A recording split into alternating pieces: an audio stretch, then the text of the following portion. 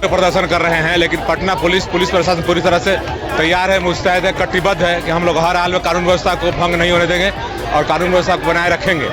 Hello नमस्कार दोस्तों, आपका स्वागत है हमारे इस यूट्यूब चैनल टेक्निकल मोदी 2.0 में। सभी EPS 95 पेंशन धारकों के लिए बड़ी खबर निकल के आ रही है।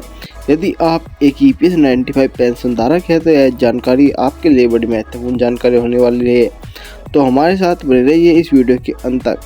और EPS 95 पेंशन धारकों के लिए क्या खबर है, किस प्रकार से EPS 95 पेंशन धारक उसका लाभ उठा पाएंगे, और एक और अन्य बड़ी खबर है जो कि हम आपको लास्ट में बताएंगे, तो हमारे साथ बने रहिए।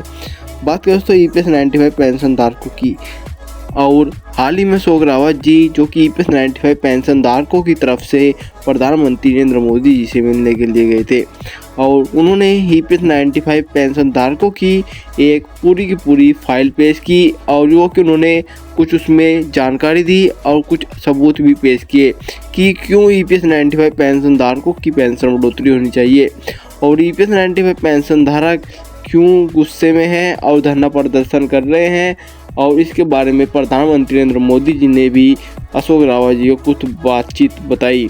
और हाल ही में एक और बड़ा अपडेट सामने आ रहा है EPS 95 पेंशन धारकों के लिए, जो कि हाल ही में EPFO कई बड़े और चेंजेस करेगा, जिसमें कि EPS 95 पेंशन वृद्धि भी शामिल हो सकती है, जिसमें कि EPS 95 पेंशन धारकों को अधिक लाभ मिलेगा और पेंशन से संबंधित और उनको कई अन्य और सुविधाएं भी मिलेगी।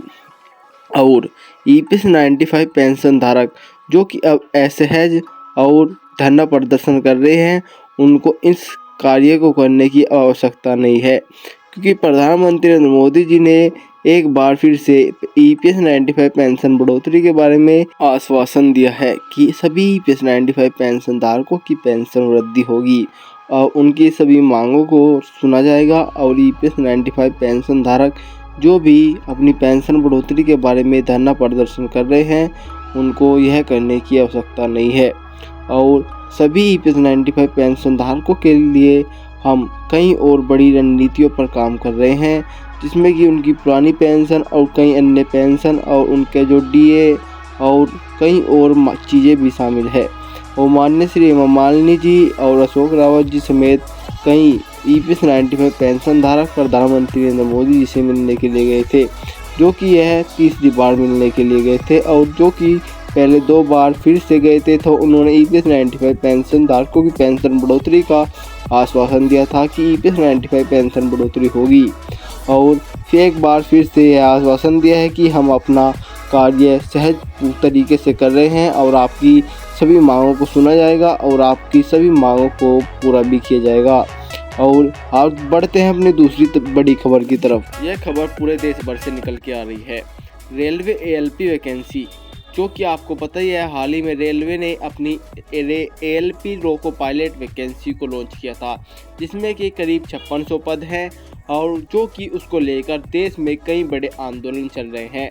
और उनकी मांग है कि रेलवे ALP वैकेंसी के पदों को करीब 5600 से 56,000 कर देना चाहिए, और जो कि उनका एज गैप है, जो उनका कहना है कि करीब 3 से 4 साल उनका कोरोना खा गया। हम लोग को कम से कम 70+ कम से कम इतना वैकेंसी बहुत जरूरी चाहिए, नहीं तो हम लोग रुकेंगे नहीं। अभी 5600 कुछ वैकेंसी मिला है, उससे हम लोग को मान है। अभी हमको ये कहना है, जब रेलवे के अधिकारी की मीटिंग हुआ था उसमें बोला गया कि हम 3100 पद है, लेकिन हम बढ़ा के 5600 दिए हैं। और जब रेलवे लोगों को जो जारी करता है वो बोल रहा है हमारे पास नहीं है। अभी भी रेलवे में 20,000 वैकेंसी है। ये यहाँ झूठ बोलने के पीछे कारण क्या है? आखिर स्टूडेंट को धोखा होना चाहिए, क्या नहीं होना चाहिए, कमेंट बॉक्स में बताएं। मैं मिलता हूँ एक और नई खबर के साथ। जय हिंद, जय भारत।